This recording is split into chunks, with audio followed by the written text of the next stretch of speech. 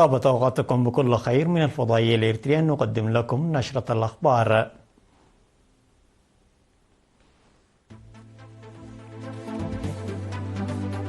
يختتم الوفد السوداني رفيع المستوى زيارته الرسمية لإريتريا والتي استغرقت يومان.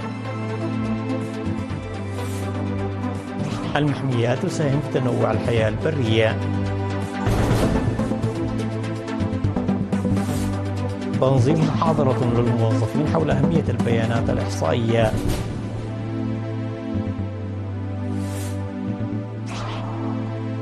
بوتين يدعو إلى تعزيز التعاون الإقليمي في قمة دوشان التاريخية. سنغافورة ونيوزيلندا توقعان شراكة استراتيجية شاملة. زلزال قوي يضرب جزيرة في الفلبين وتحذير من تسونامي. اختتم الوفد السوداني رفيع المستوى زيارته الرسمية لإريتريا والتي استغرقت يومان. لمزيد من التفاصيل التقرير التالي والذي أعده الزميل صلاح الدين حسين. قدر الوفد السوداني رفيع المستوى برئاسة رئيس وزراء جمهورية السودان دكتور كامل إدريس، والذي ضم وزيري الخارجية والإعلام والثقافة والسياحة وعدد من المسؤولين، قادر العاصمة أسمرة بعد ظهر اليوم عائدا إلى بلاده بعد زيارة عمل رسمية استغرقت يوما. وكان في وداع الوفد لدى مقادرته مطار أسمر الدولي وزير شؤون الخارجية سيد عثمان صالح والسفير عيسى أحمد عيسى.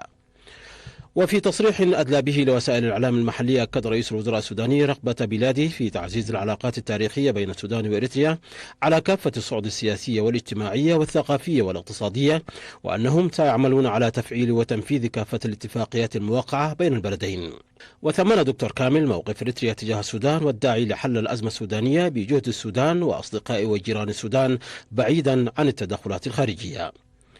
وكان الوفد السوداني قد التقى مساء 9 من أكتوبر الجاري فخامة الرئيس سياس أفورقي في قاعة هقر، وتبحث معه حول تعزيز العلاقات الثنائية وجهود حل الأزمة السودانية والقضايا الإقليمية والدولية ذات الاهتمام المشترك. وفي اللقاء أوضح فخامة الرئيس سياس أفورقي موقف إريتريا المبدئي والثابت لدعم وحدة وكرامة السودان، فيما وصف رئيس الوزراء السوداني دكتور كامل إدريس موقف قيادة وشعب إريتريا تجاه السودان بالشجاع والتاريخي. وقد قام الوفد السوداني برفقة الرئيس سياس أفورقي والوزير عثمان صالح بجولة على الأقدام في شوارع العاصمة أسمرة وسط ترحيب شعبي كبير من الجماهير. تشير التقارير أن المحمية التي تقع في مديرية جندع والمعروفة بالبحر الشمالي أنها تساهم في إسراء التنوع الطبيعي بشكل عام وإسراء الحياة البرية كما ونوعا نتيجة الإجراءات الرقابية والحماية التي يقوم بها المواطنين وسلطة الغابات والحياة البرية. وتحتوي المحمية على الأشجار المعمرة وعدد كبير من الحيوانات البرية التي وجدت مأوى لها وتتكاثر بشكل ملحوظ. وأشاد مقدمو الآراء جهود الحماية والرقابة التي يقوم بها منتسبو وحدات الجيش الشعبي مطالبين بتوفير وسائل النقل لمواجهة تحديات التحرك في المنطقة.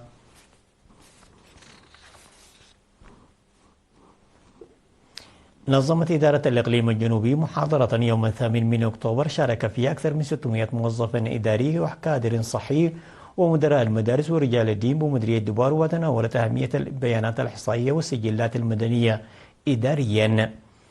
وأوضح مسؤول خدمة تكنولوجيا المعلومات ونظم البيانات بإدارة الإقليم الجنوبي السيد تخلي قبر مثقل أنه تم إدخال حوالي 31 ألف من الأسماء في نظم المعلومات الإدارية، مذكرا أن الأسماء تمثل ثقافتنا وقيمنا وهويتنا. وأشار مدير عام قسم المعلومات والإحصائية والجغرافية بالإقليم بدوره للفوائد العملية والإدارية لإدخال بيانات تقنيا، موضحا أن أنشطة القسم ومهامه والمشاكل التي تواجه العمل بعدم تسجيل بعض البيانات. وذكر مديرية دبار والسيد فرونجيل تخلاي منوت في الختام أن الإدارة تعمل على تحسين أداء ومعرفة الموظفين من أجل تقديم خدمات تليق بالآداب الإدارية والخدمية، حيث تساهم المحاضرات والدورات التي تركز على المعرفة الإدارية والوعي العملي لدى الموظفين والشركاء. الأخبار العالمية بعد فاصل قصير، تفضلوا بالبقاء معنا.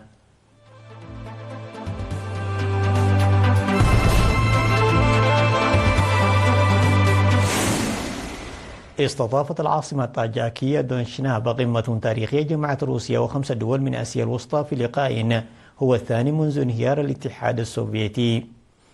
وأعلن الرئيس الروسي فلاديمير بوتين في هذه القمة أن حجم التبادل التجاري بين روسيا ودول آسيا الوسطى تجاوز 45 مليار دولار، مشيرا إلى وجود فرص كبيرة لزيادة هذا الحجم في المستقبل.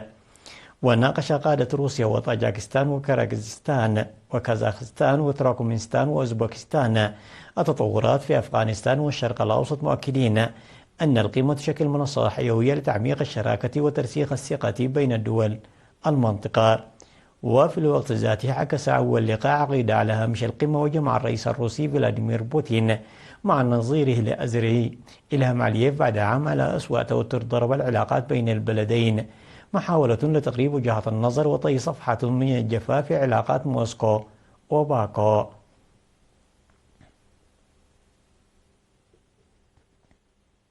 وقعت نيوزيلندا وسنغافورة اتفاقيات شراكة استراتيجية شاملة، حيث تعهد رئيس وزرائهما بمواصلة العمل معا للحفاظ على النظام الدولي القائم على القواعد في ظل تصاعد التوترات. وحافظ البلدان على علاقتهما السياسية على مدى 60 عاما، وفي عام 2019 وقعا اتفاقية شراكة معززة شملت التجارة والاقتصاد والدفاع والأمن وسلاسل التوريد. كما تم إبرام اتفاقية بشأن تجارة الإمدادات الأساسية، مضيفة طابعا رسميا على ترتيب بدأ خلال جائحة كوفيد-19، عندما استمر الشحن الجوي بين البلدين على الرغم من قلة عدد المسافرين على متن الرحلات الجوية. ويغادر رئيس الوزراء السنغافوري لورنس وانغ استراليا، حيث اتفق على شراكة استراتيجية شاملة معززة بين كانبارا وسنغافورة من شأنها تعميق العلاقات الدفاعية.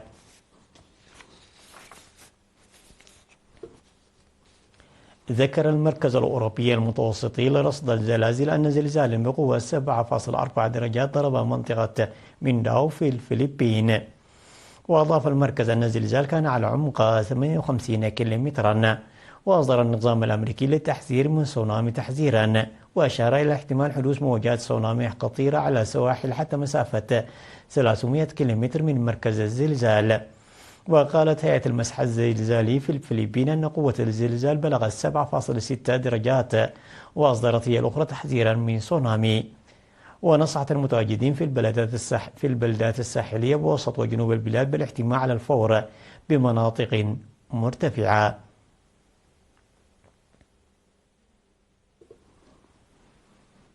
عناوين النشرة مرة أخرى. اختتم الوفد السوداني الرفيع المستوى زيارته الرسمية لإريتريا والتي استغرقت يومان.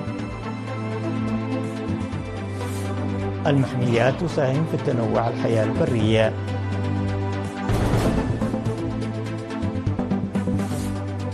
تنظيم محاضرة للموظفين حول أهمية البيانات الإحصائية.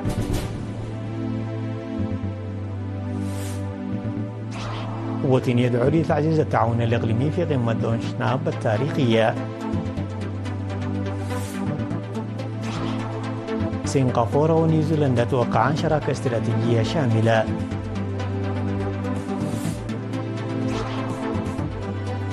زلزال قوي يضرب جزيرة في الفلبين وتحذير من تسونامي.